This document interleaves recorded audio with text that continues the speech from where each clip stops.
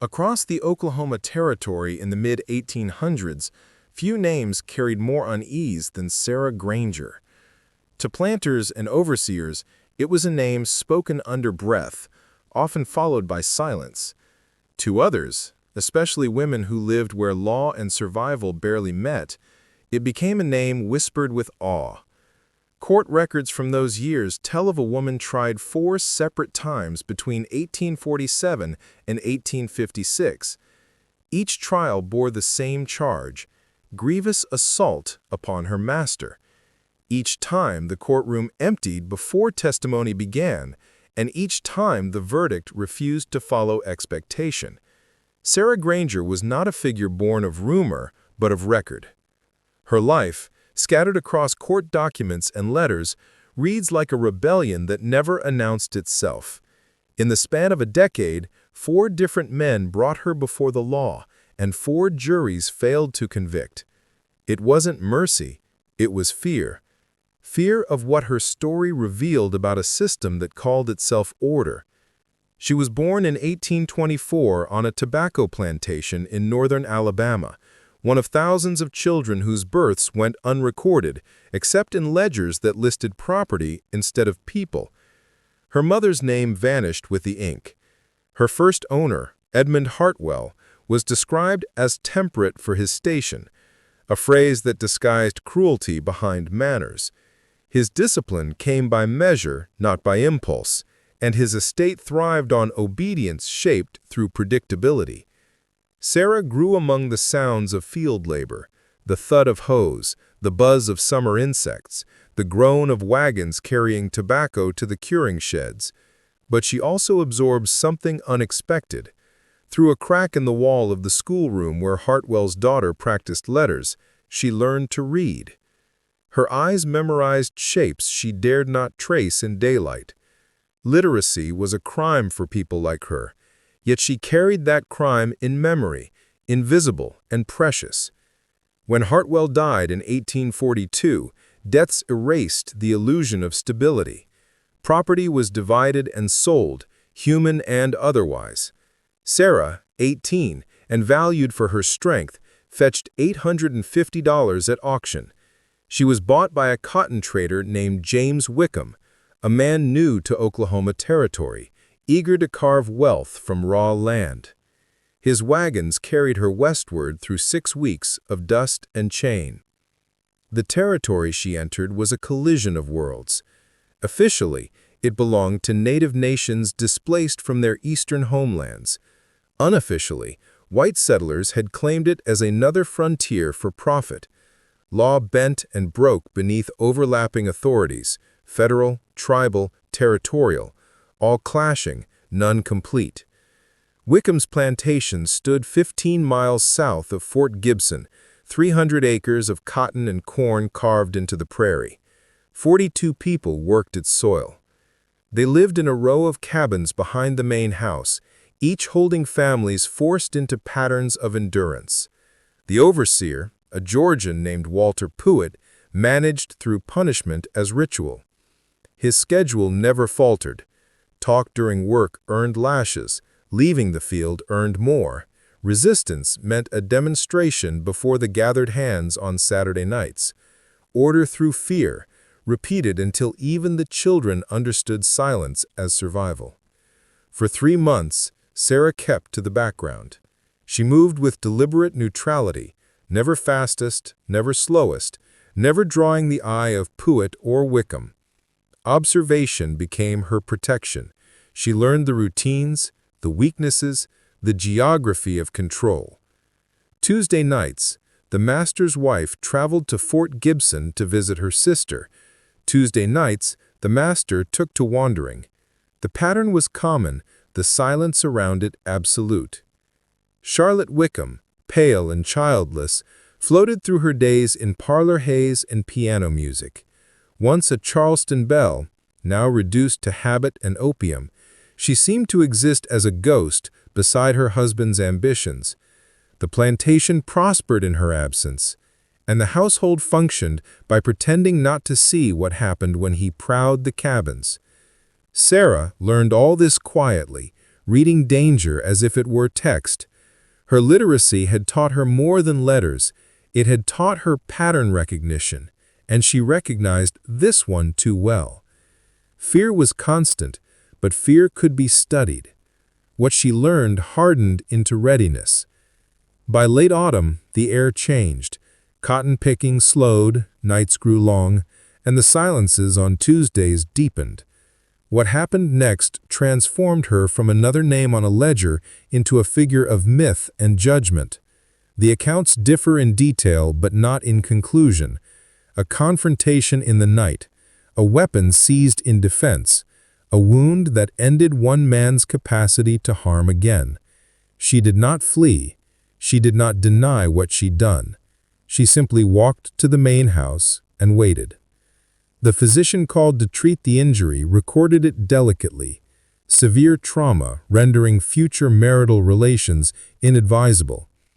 The phrase became infamous in whispers. Behind closed doors, men discussed the meaning in plain terms. She had acted with precision. No one could mistake her intent. She had ended her power in the most permanent way possible. Oklahoma Territory's legal code was absolute. An enslaved person who harmed an owner faced death. Yet this case refused simplicity. Wickham's nighttime visit, the circumstances, her immediate surrender all unsettled the moral compass of men who built their authority on clear lines. To punish her would mean admitting what provoked her. To acquit her risked shattering the hierarchy itself. The judge assigned, Samuel Breenage, was known for balance rather than mercy. He'd handled disputes between settlers and native nations, enforcing laws that often contradicted themselves. When he questioned Sarah privately, he found her disturbingly calm. She admitted preparation, explained motive with clarity that unnerved him. She had done what she did to prevent further harm, to herself or others. The trial lasted a single day. Wickham did not appear. The overseer testified with rehearsed indignation. The doctor used euphemisms that made jurors squirm. And the judge, weary of contradiction, allowed a Creek delegate to speak on her behalf. He invoked tribal law, calling her act self-defense. The courtroom murmured. Such words had rarely been spoken in defense of the enslaved. When the verdict came, it was not guilty. The decision echoed through 3 counties like a sermon and a warning. Planters demanded retrial. Ministers thundered about rebellion. The judge refused to reconsider. Law had spoken, even if justice remained unacknowledged. Within weeks, Wickham sold Sarah. Her price dropped to $600, labeled difficult temperament. She was purchased by Marcus Sheffield, a man of measured manners and outward piety who attended church and prided himself on leniency. For a time, it seemed life might continue in quiet exile. But the past has a way of repeating itself when society refuses to learn from it. And soon, history would find Sarah Granger once again standing in the center of a courtroom that could not decide whether to punish her or fear her. The move to Marcus Sheffield's property was meant to silence Sarah Granger's story. The new owner described himself as a man of moderation, one who believed in discipline through faith rather than cruelty. He attended the small Presbyterian chapel each Sunday and hired an overseer who quoted scripture before wielding the whip. To the community, Sheffield was a model citizen, proof that slavery could coexist with civility. But civility is a costume that tears easily under pressure. Sarah arrived that spring with a price lowered by scandal. The other enslaved people at Sheffield's farm watched her cautiously, uncertain whether to admire or fear her. Word of what had happened in Muskogee County had traveled quickly. Some whispered that she had cursed her previous master. Others said she carried protection stronger than any man's hand. But when she stepped into the fields, head high, they saw no witchcraft, only a woman who moved with a quiet assurance that unsettled those accustomed to submission. The plantation itself was smaller than Wickham's. 200 acres of cotton and tobacco, framed by oak and red clay roads that baked under relentless sun. Sarah took her place among the pickers, her movements steady and deliberate. She spoke little.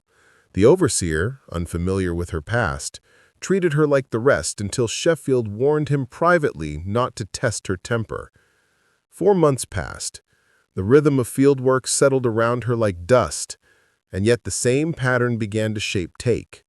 Tuesday evenings, a master's wife visiting relatives, footsteps along the cabin row when moonlight was thin and witnesses scarce. She had seen this pattern before. Experience sharpened her awareness until fear turned into focus. When Sheffield entered her cabin one night, she did not freeze. She had already prepared, already rehearsed what she might do if history repeated itself. What followed was another act of defense, swift, precise, and final in its message. By dawn, the plantation was in uproar. Dr. Gaines, the same physician who had attended the first case, rode again through darkness to a scene he could scarcely believe had returned. In official documents, the description was nearly identical to Wickham's, the injury permanent, the motive unclear. Yet again she surrendered herself without resistance, waiting quietly on the porch as the household descended into panic. News of the second incident spread like wildfire across the territory. Journalists, preachers, and politicians found themselves debating questions that touched the very foundation of their society. Could a person considered property act in self-defense? If ownership implied absolute control, what did it mean when the owned refused to submit? The second trial drew crowds larger than any the Fort Gibson courthouse had seen. Farmers abandoned fields to witness history unfold. Women were ordered to leave the room before testimony began. The same judge presided. The same tension filled the air, that uneasy recognition that the law had no precedent for what Sarah represented. This time, she was allowed to speak. Her testimony stretched for hours. She described life under Wickham not with rage but with clinical detail. She explained how silence became a strategy, how nights carried dangers that daylight pretended not to know of. She spoke of the women who learned to appear asleep, who prayed to be overlooked, who pretended not to hear when doors creaked open. And then she said something that silenced the room. She had believed her reputation would protect her. She had been wrong. Sheffield knew what she had done before he bought her. He had simply assumed she would not dare again. The jurors shifted uncomfortably. Their wives waited outside in carriages, unaware that the very structure of marriage and ownership was being dissected inside. When the prosecutor pressed her for remorse, her answer was steady. She regretted necessity, not action. The words traveled beyond Oklahoma, carried in newspapers and sermons until they reached cities where the institution of slavery was already under moral siege. After 11 hours, the jury returned the same verdict as before: not guilty. The room exploded into noise, outrage, disbelief, whispers of divine punishment. Planters swore the courts had been corrupted by abolitionist influence. Ministers declared that sin had triumphed over order. Judge Brennage, pale with exhaustion, merely nodded and dismissed the court. Within days, Sheffield sold her again. The price fell to $420, a transaction made in whispers as if handling something contagious. The buyer was Elias Drummond, owner of a cotton gin near the Canadian River. He considered himself enlightened, a man who allowed his workers to marry, to keep small gardens, to earn wages for skilled tasks. He believed reason could tame what fear could not. For 9 months, reason seemed to hold. Drummond assigned her to domestic work, where her literacy and calm intelligence served him well. She kept records, cleaned instruments, helped in the mill kitchen. Yet the same pattern that had haunted her for years crept back like a shadow. The familiar unease in footsteps after dark, the weight of eyes in doorways, the realization that even civility can become a weapon when backed by ownership. When the third confrontation came, she was ready once more. The act repeated itself, swift, precise, and measured in an unspoken declaration that no title of ownership could erase her right to exist unharmed. Dr. Gaines summoned again, recorded in his private notes that the injury resembled the others with remarkable consistency. To him, the pattern spoke of anatomical knowledge, though how she had acquired it he could not guess. By now, Sarah Granger's name had spread beyond the territory. Newspapers in Boston printed cautious admiration. Southern editors thundered about rebellion in the making. For abolitionists, she became a symbol of defiance. For planters, a nightmare whispered in meetings. Her third trial became a national spectacle. The courthouse overflowed with spectators, free black travelers, missionaries, lawyers, soldiers, and local farmers clutching hats in uneasy fascination. The prosecution assembled witnesses from previous cases, desperate to prove malice where necessity had ruled. The defense argued that law itself could not deny a person's right to preserve their own life. 15 hours of deliberation ended with another acquittal. This time the reaction was different. Anger gave way to something like awe. Drummond himself, weary and humbled, signed papers that no one expected. Emancipation. His statement cited irreconcilable differences of temperament. He paid her $75 in wages and forbade her return to his county. She accepted freedom as she had accepted judgment, quietly, with eyes that revealed nothing. By December of 1851, Sarah Granger was legally free. In May of 1854, the courthouse at Fort Gibson saw her return like a ghost history had failed to bury. Sarah Granger, now free, walked into the same building that had judged her 3 times before. She was not a defendant this time. She was something new, something the law had not yet defined. She had come to testify for a young woman accused of the same crime that had made her infamous, an assault upon a master, an act described as rebellion, but born of defense. The defendant's name was Hannah, 19 years old, barely grown, accused of striking a man who had forced his way into her cabin under the pretense of investigating illness. The man survived his injuries and claimed innocence. The people of the territory demanded punishment. The newspapers prepared their sermons. The air in Fort Gibson thickened with the scent of precedent. When Sarah appeared in the courtroom, the crowd shifted, as though gravity itself had changed direction. Her presence carried weight. People who had only heard her name now saw that she was small, calm, and precise in movement, not the wild creature rumor had painted. She wore simple, dark fabric, her hair tied back, her expression unreadable. But in her stillness lived defiance that no jury had ever been able to convict. Judge Samuel Brenage presided again, older now, his hands unsteady, his eyes dull with the fatigue of a man who had spent too long trying to make justice out of contradictions. At first, he refused her testimony. She had not witnessed the event, he reasoned. The case did not concern her. But Sarah had come prepared. She carried papers, letters, notes, accounts, proof of something larger than one night's violence. For years, she had been gathering testimony, written in careful script or smuggled in whispered reports from women across the South and the territories.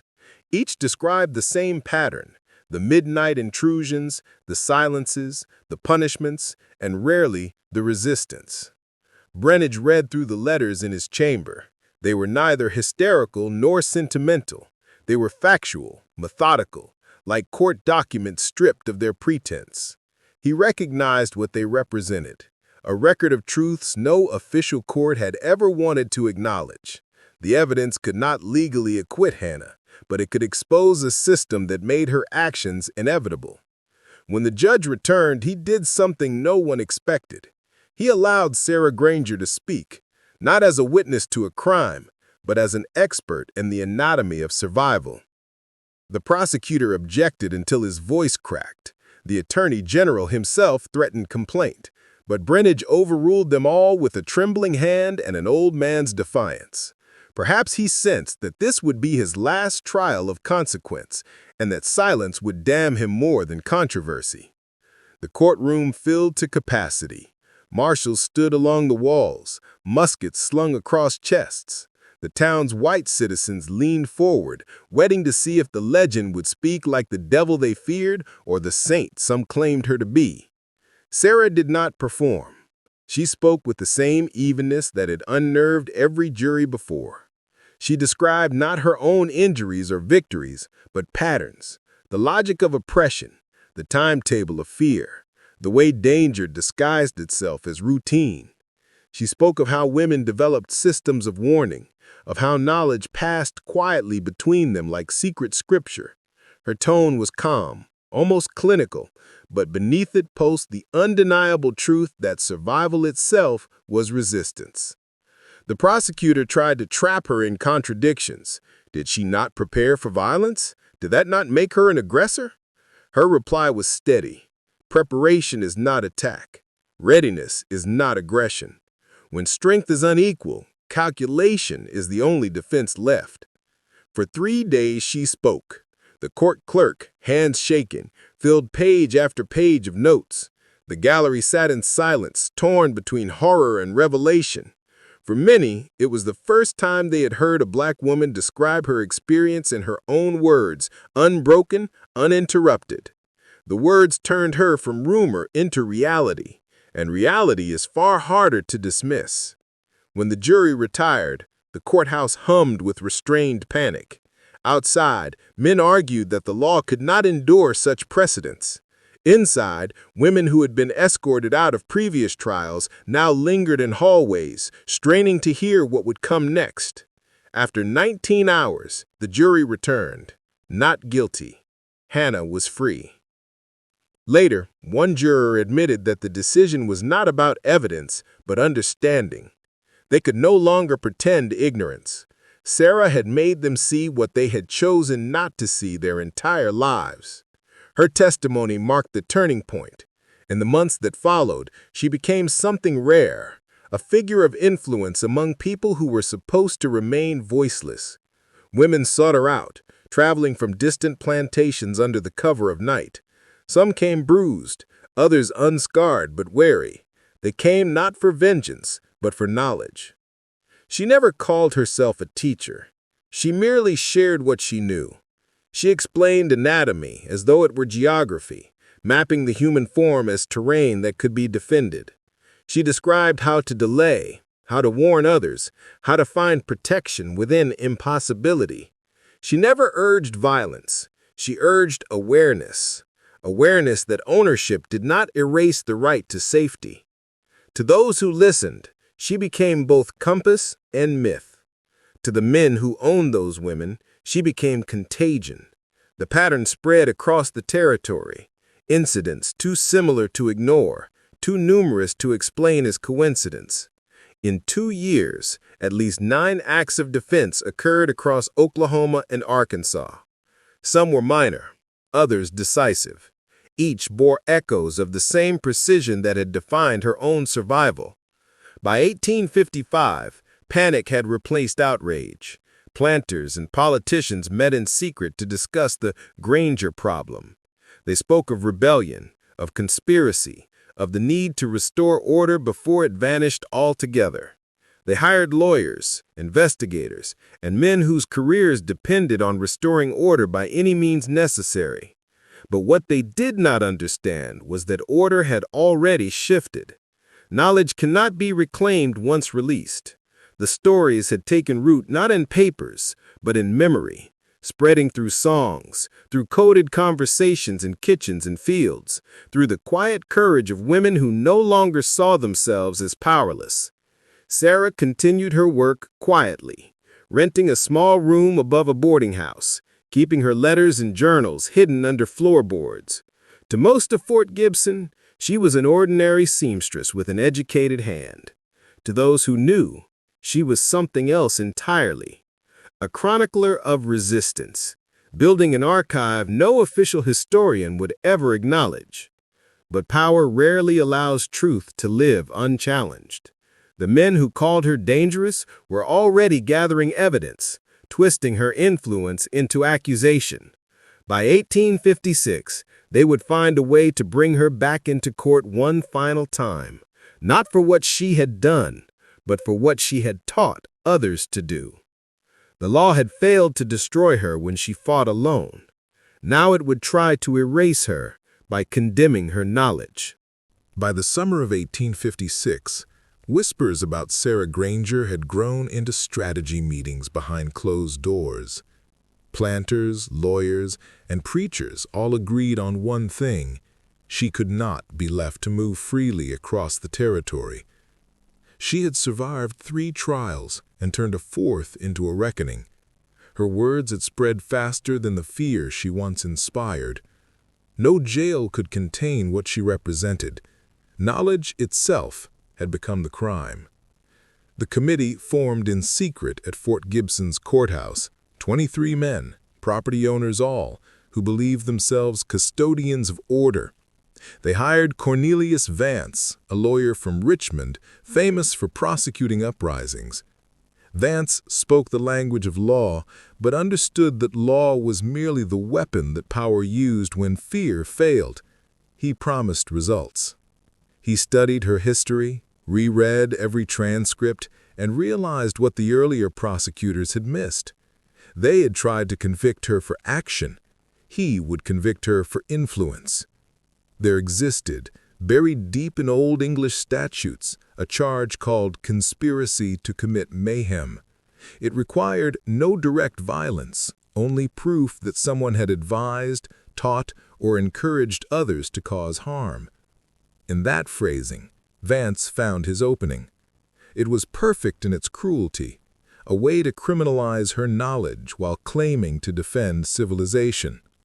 When marshals arrived at her small room above the boarding house, Sarah offered no resistance. They found letters tucked under loose boards, journals filled with careful handwriting, records of every case she had followed, every verdict, every letter from women describing their narrow escapes. She had built a network without ever calling it one, an archive of truth that law itself had refused to write. They took everything. They called it evidence. The trial opened on August 11, 1856. The courthouse overflowed with spectators, many arriving before dawn to claim a place.